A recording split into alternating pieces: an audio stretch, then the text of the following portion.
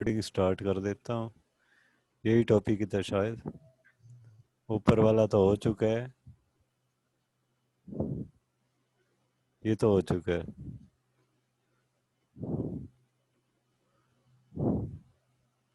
Arguments and parameters. As you know that you can pass values to functions. For this you define variables to receive values in function definition and you send values via function call statement. मतलब हम functions में value pass कर सकते हैं। इसके लिए हम क्या करते हैं, जो फंक्शन डेफिनेशन है उसमें कुछ वेरिएबल्स डिफाइन करते हैं जो कि उन वैल्यूज को रिसीव करेंगे। और हम वैल्यूज सेंड कैसे करते हैं, you send values via function call statement. Function call statement की हेल्प से हम वैल्यूज सेंड करते हैं। जैसे ये है डेफ मल्टीप्लाई ए बी, अब ये रिसीव करेगा दो वैल्यूज, ए और बी दो वेरिएबल हमने डिफाइन कर दिए जो वैल्यूज रिसीव करेंगे। ठीक है, अब नीचे दे दिया हमने y equal 3 multiply 12y। The first time A के अंदर कौन सी वैल्यू असाइन हो जाएगी, ए कौन सी वैल्यू रिसीव करेगा 12, बी कौन सी वैल्यू रिसीव करेगा 3। तो फिर हमने दे दिया मल्टीप्लाई वाई वाई, ए भी 3 वैल्यू रिसीव करेगा, बी भी 3 वैल्यू रिसीव करेगा। फिर x equal 5 multiply y x. अब इस केस में ए रिसीव करेगा वाई की वैल्यू यानी कि 3 और बी रिसीव करेगा एक्स की वैल्यू। जो पहले वैल्यू हम पास कर रहे हैं वो पहले वेरिएबल में असाइन होगी, जो बाद में वैल्यू पास कर रहे हैं वो बाद वाले वेरिएबल में असाइन होगी। ठीक है, मीन्स ए के अंदर आ जाएगी वाई की value which is 3 and b will receive the value of x that is 5। You can see that above program has a function namely multiply that receives two values. This function is being called thrice by passing different values. अलग अलग values pass करके हम 3 बार इसको call कर रहे हैं। 3 function call कौन सी है, पहली है multiply 12y, second time multiply yy, third time multiply yx। First function call में क्या होगा, a and b in function header will receive 12 and y। A के अंदर तो 12 पास हो जाएगा और बी के अंदर क्या पास हो जाएगा, वाई, वाई का मतलब 3। सेकंड में ए और बी दोनों ही कौन सी वैल्यू रिसीव करेंगे, वाई एंड वाई, यानी कि 3 एंड 3। थर्ड कॉल में ए रिसीव करेगा वैल्यू वाई और बी रिसीव करेगा वैल्यू एक्स, यानी कि 3 एंड 5। ठीक है, as you see that there are the values being passed through function call and values being received in function definition। जो value receive हो रही हैं वो किसके थ्रू हो रही हैं, फंक्शन डेफिनेशन के थ्रू। और पास कैसे हो रही हैं, पास हो रही हैं call, there are value being passed through function call, function call के थ्रू पास हो रही हैं और फंक्शन डेफिनेशन के थ्रू रिसीव हो रही है। ठीक है, तो इसमें दो चीज हम यूज करते हैं, arguments and parameters. Arguments, Python refer to value being passed as arguments. जो वैल्यू पास हो रही हैं उनको क्या बोला जाता है, arguments. Parameters, values being received as parameter. जो वैल्यू रिसीव हो रही है उनको क्या बोला जाता है, parameter. You can see, so you can say that argument appear in function call. Argument तो फंक्शन कॉल्स में आएंगी। ठीक है, क्यों, क्योंकि ये क्या आती है आर्गुमेंट्स, वैल्यू बीइंग पास्ड। तो पास कब की जाती है, फंक्शन कॉलिंग में की जाती है। ठीक है, तो argument appears in function call and parameters appear in function header और फंक्शन डेफिनेशन। पैरामीटर जो होंगे वो फंक्शन डेफिनेशन में होंगी या फंक्शन हेडर में होंगी। ठीक है, arguments in Python can be one of 3 types. अब आर्गुमेंट्स जो हैं वो भी 3 तरह की हो सकती हैं। आर्गुमेंट एज ए लिटरल, एक कांस्टेंट वैल्यू भी हम भेज सकते हैं, एक वेरिएबल भी भेज सकते हैं और एक एक्सप्रेशन भी भेज सकते हैं। आर्गुमेंट जो वैल्यू पास की जा रही है, जो वैल्यू पास की जा रही है वो या तो लिटरल होगी, कांस्टेंट होगी, या फिर कोई वेरिएबल होगी, या फिर पूरी इक्वेशन भी पास कर सकते हैं। But the parameter in Python have be some names. It means variable to hold incoming values. लेकिन जो पैरामीटर होंगे वो हमेशा ही किस टाइप के होंगे, वो वेरिएबल टाइप होंगे, ठीक है, वो वेरिएबल होंगे, ठीक है, क्योंकि उनका कोई नेम होगा जो कि इनकमिंग वैल्यूज को होल्ड करेंगे, रिसीव करेंगे। The alternative name for arguments are actual parameter and actual argument. जो अल्टरनेटिव नेम होता है आर्गुमेंट का, argument means value being passed, जो हम फंक्शन कॉलिंग में दे रहे हैं, फंक्शन कॉल में जो वैल्यू हम पास कर रहे हैं उनको, उनका अल्टरनेटिव नेम क्या होता है, actual parameter. Alternative name for parameter are formal parameter and formal argument. Alternative name for parameter, parameter का जो अल्टरनेटिव नेम होता है, parameter means value being received, जो फंक्शन हेडर में दिए होंगे उनको क्या बोला जाता है, formal parameter, formal arguments. So either you use the word combination of argument and parameter, or you can use the combination actual parameter and formal parameter। हम या तो argument parameter भी बोल सकते हैं, या फिर argument कौन सी हो गई, actual parameter means value being passed, और parameter कौन सी हो गई, the formal parameter means value being received। जो formal parameter या फिर पैरामीटर, फॉर्मल पैरामीटर या फिर दूसरा नाम क्या था, हाँ पैरामीटर, फॉर्मल पैरामीटर या फिर पैरामीटर, ये किस में यूज होंगी, ये फंक्शन हेडर में यूज होंगी। और आर्गुमेंट या फिर एक्चुअल पैरामीटर ये फंक्शन कॉलिंग में यूज होंगे, ठीक है। Thus for a function as defined below, जैसे ये फंक्शन डिफाइन किया हुआ है, def multiply a b print a into b, इसकी बॉडी में हमने क्या दे दिया, प्रिंट ए इंटू बी। ये फंक्शन क्या करेगा, टू वैल्यूज रिसीव करेगा, ठीक है, और उनको मल्टीप्लाई कर देगा। The following are some valid function call statements, ये कुछ वैलिड फंक्शन कॉल स्टेटमेंट दिए हैं, मल्टीप्लाई 3 4, तो इससे क्या होगा, ए में वैल्यू रिसीव हो जाएगी 3, बी में वैल्यू रिसीव हो जाएगी 4, ठीक। पी इक्वल 9 मल्टीप्लाई पी 5, इस कॉलिंग से क्या होगा, ए में वैल्यू रिसीव होगी पी की यानी कि 9, बी में वैल्यू रिसीव होगी 5, ठीक है, एक लिटरल और एक वेरिएबल। दो ऊपर वाले केस में क्या था, दोनों ही लिटरल, दोनों ही कांस्टेंट, ठीक। मल्टीप्लाई पी पी प्लस 1, एक तो वेरिएबल हो गया और दूसरी एक्सप्रेशन हो गई, इक्वेशन हो गई, ये भी पास की जा सकती है, ठीक है। But function header like the one shown below is invalid. जो फंक्शन हेडर मान लो मैं यूं दे देता हूं, def multiply A plus 1 comma B, function header में जो नेम होंगे वो हमेशा वेरिएबल ही होने चाहिए, एक्सप्रेशन नहीं हो सकती, इक्वेशन नहीं हो सकती, यानी कि ए प्लस 1 नहीं यूज कर सकते हेडर में, हम सिर्फ यूज कर सकते हैं ए बी, ठीक है, या A one as a variable name use कर सकते हैं, बट ए प्लस 1 हम एक्सप्रेशन को यूज नहीं कर सकते, ठीक है। A function header cannot have expressions. It can have just names or identifiers to hold the incoming values. जो फंक्शन नेम है वो सिर्फ आइडेंटिफायर हो सकते हैं जो कि वैल्यू को स्टोर करेंगे। Please remember one thing, if you are passing value of immutable type, एक चीज और ध्यान रखनी है, अगर हम इम्यूटेबल टाइप वैल्यू पास कर रहे हैं, यानी कि नंबर्स, स्ट्रिंग्स और टप्पल्स, ये सभी क्या है, immutable type, to the called function, then the called function cannot alter the values of passed argument। तो उस फंक्शन की डेफिनेशन में हम कहीं भी उन वैल्यूज को चेंज नहीं कर सकते। क्यों? क्योंकि हमने जो वैल्यू पास की है वो क्या है, इम्यूटेबल है। इम्यूटेबल मीन्स उनमें चेंजिंग अलाउड नहीं है, तो हम उनको चेंज नहीं कर सकते। But if you are passing the values of mutable type, अगर हम उस फंक्शन में जो वैल्यू पास कर रहे हैं वो म्यूटेबल टाइप की है, यानी कि लिस्ट या फिर डिक्शनरी, तब हम कॉल्ड फंक्शन में उन वैल्यूज को चेंज भी कर सकते हैं, ठीक है।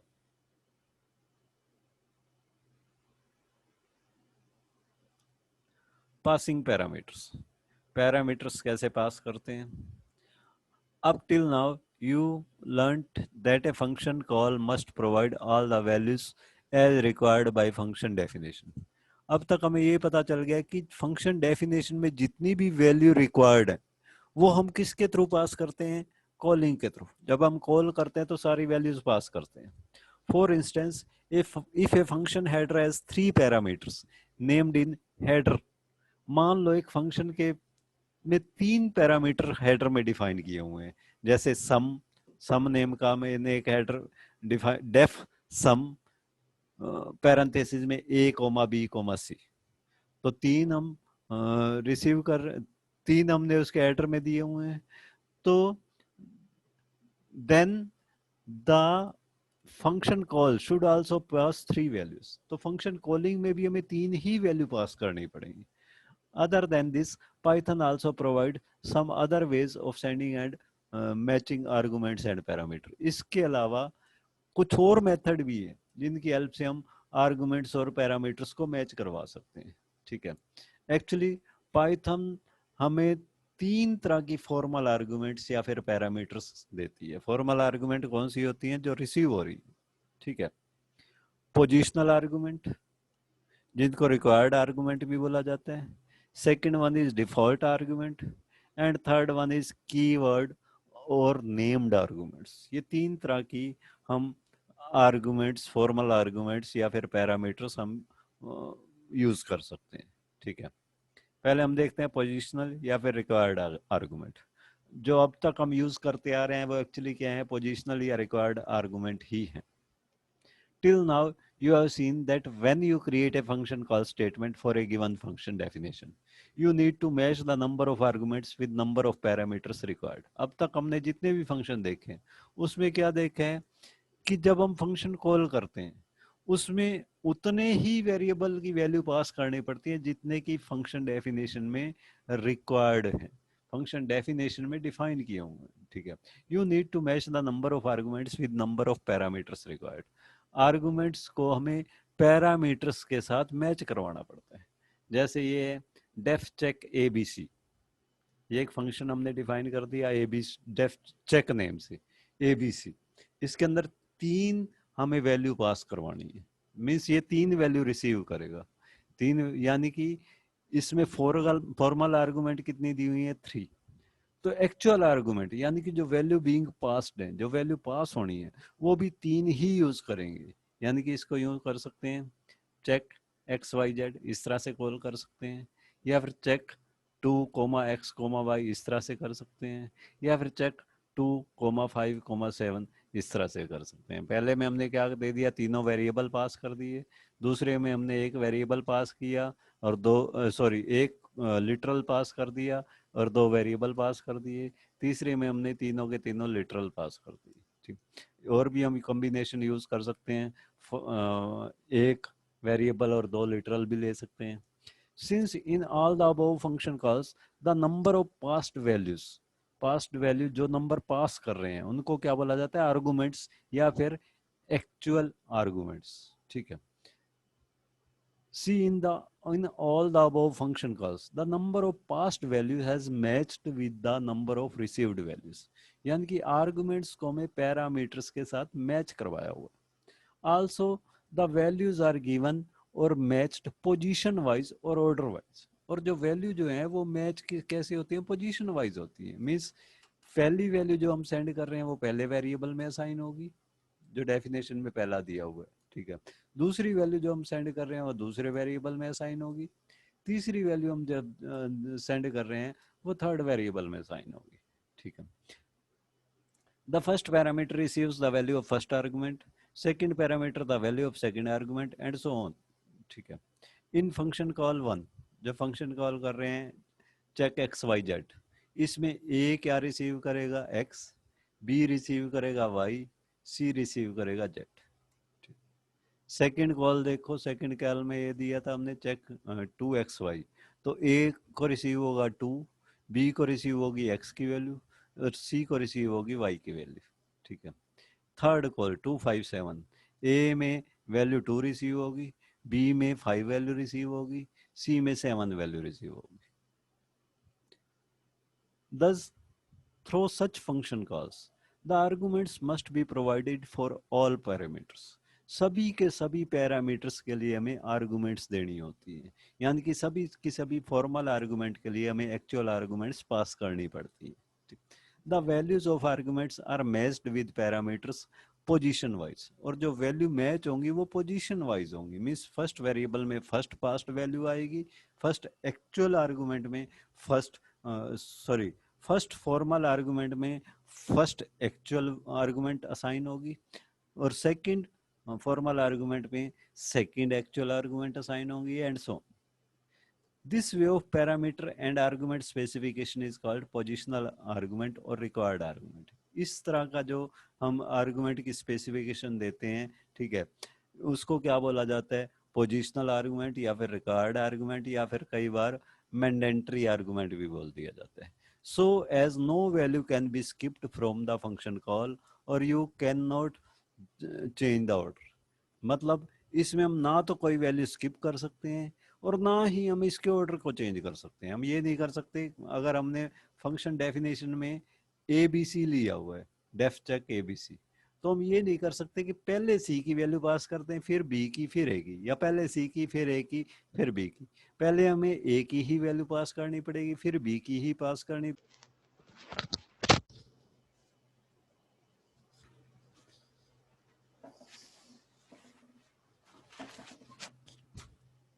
सो हम इस ऑर्डर को चेंज नहीं कर सकते।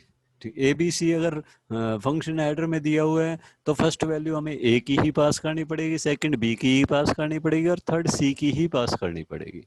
ठीक है, अब फिर से शेयर कर रहा हूं मैं।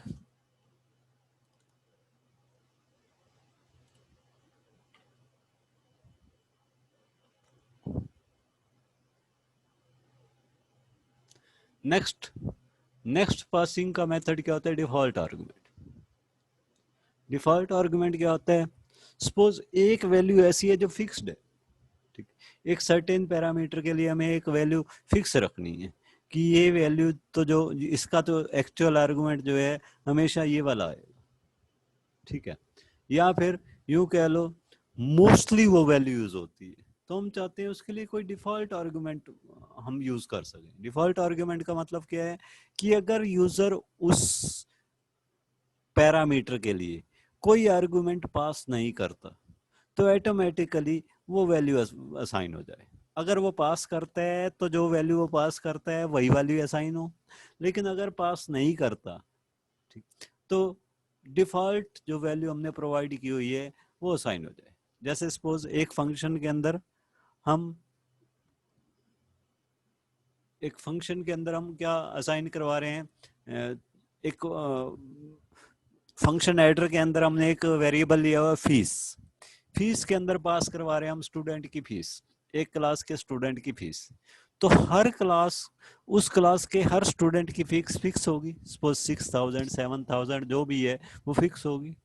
बट कुछ स्पेशल केसेस भी हो सकते हैं, जैसे टीचर सन, ठीक, स्टाफ का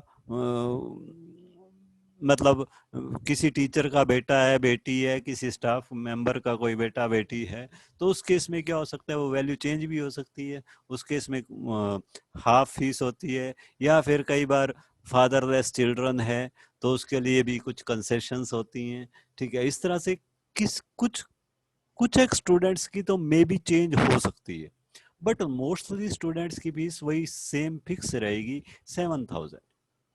तो हम चाहते हैं कि फीस की डिफॉल्ट वैल्यू सेट हो जाए 7000।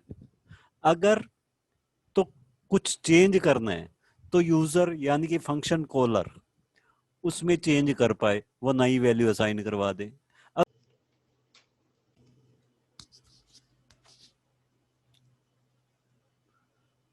तो अगर तो कुछ चेंज करना है तो यूजर जो है उसमें चेंज कर पाए, जो भी वैल्यू वो चेंज करना चाहता है चेंज कर सके। लेकिन अगर वो सेम वैल्यू रखना चाहता है तो उसको वैल्यू पास करने की कोई जरूरत नहीं है, वो अपने आप बाय डिफॉल्ट क्या ले ले, 7000 ले ले। ठीक है, तो उसके लिए हम डिफॉल्ट आर्गुमेंट्स यूज कर सकते हैं। But if we already know the value of certain parameter, क्या होगा अगर हमें किसी पैरामीटर की वैल्यू पहले से ही पता हो। For example, in an interest calculating function, we know that mostly the rate of interest is 10%. मान लो एक इंटरेस्ट कैलकुलेटिंग फंक्शन है और मोस्टली उसमें जो इंटरेस्ट रेट है वो 10% है। ठीक, then there should be a provision to define this value as default value. तो एक प्रोविजन होना चाहिए जिसमें ये value as a default value set हो जाए. मीन्स अगर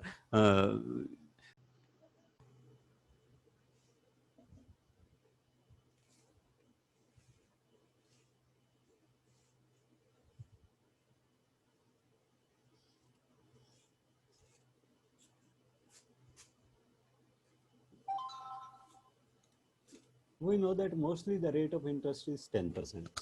Then there should be a provision to define this value as a default value.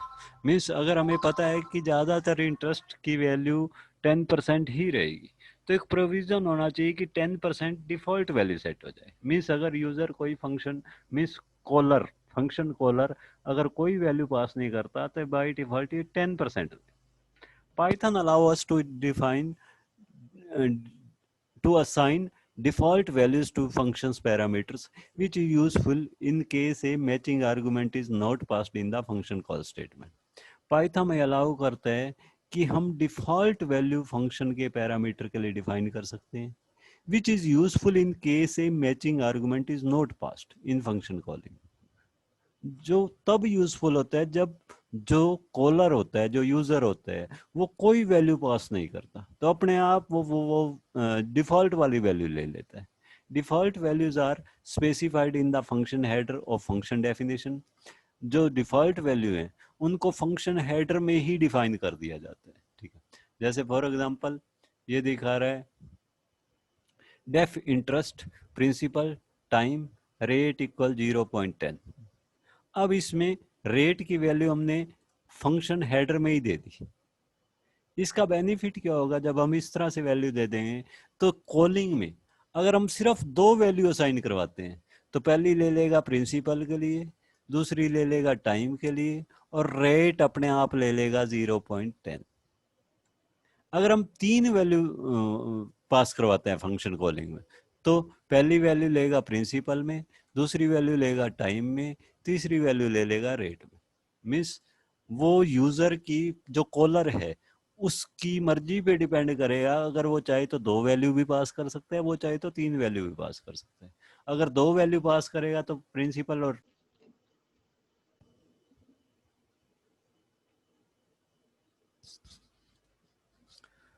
अगर यूजर दो वैल्यू पास करेगा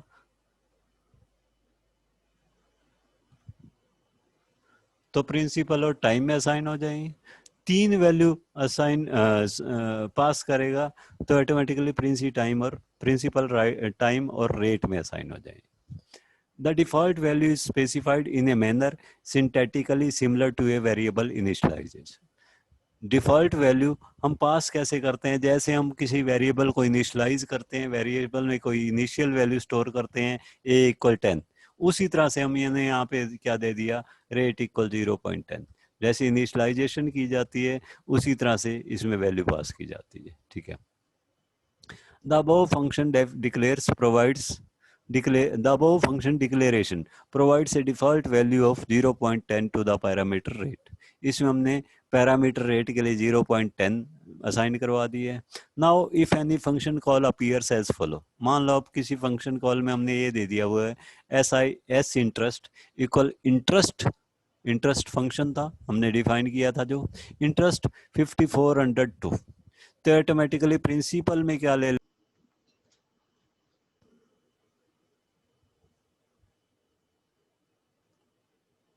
टाइम भी बहुत कम रह गया और ये बार बार डिस्कनेक्ट भी हो रहा.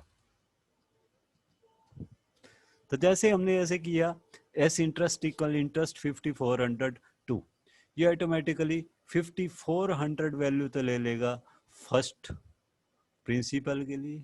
ठीक है, जो हमने हेडर में दिया हुआ था, और 2 ले लेगा टाइम के लिए. थर्ड वैल्यू क्योंकि हमने पास नहीं की तो रेट में ये क्या ले लेगा 0.10 ही ले लेगा. ठीक है, लेकिन अगर मैं इस तरह से कॉल करता हूँ एस इंटरेस्ट इक्वल इंटरेस्ट 6100 0.15, तो अब इस केस में ये प्रिंसिपल में लेगा 6100, टाइम में ले लेगा 3 और रेट में ले लेगा 0.15. मीन्स अगर तो वैल्यू पास की जाती है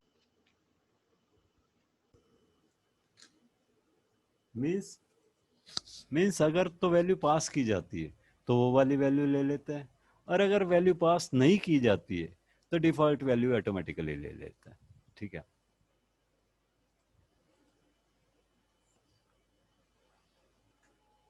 that means that the default value means value assigned in function header are considered only if no value is provided for that parameter in the function call statement.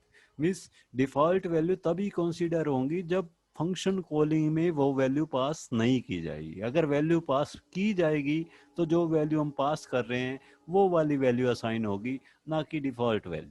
लेकिन अगर हम कोई value calling में पास नहीं कर रहे तो फिर वो कौन सी वैल्यू लेके चलेगा, फिर वो डिफॉल्ट वैल्यू लेके चलेगा। ठीक।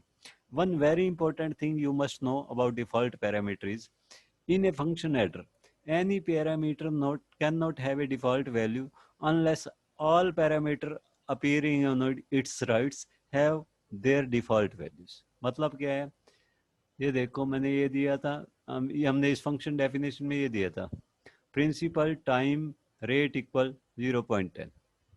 सपोज मैं यहाँ कर देता हूँ principal equal 10,000 time comma rate, वो नहीं कर सकते। हमें इधर से राइट हैंड साइड से हम डिफॉल्ट आर्ग्यूमेंट्स असाइन करवा सकते हैं। मींस अगर मैं रेट में असाइन करवा रहा हूं तो मान लो मैं टाइम में असाइन करवा रहा हूं, टाइम में तभी असाइन करवा पाऊंगा जब रेट में ऑलरेडी डिफाइंड है, अदरवाइज टाइम में डिफाइन नहीं कर सकता। मींस लास्ट वाले में डिफाइंड होगी तो सेकंड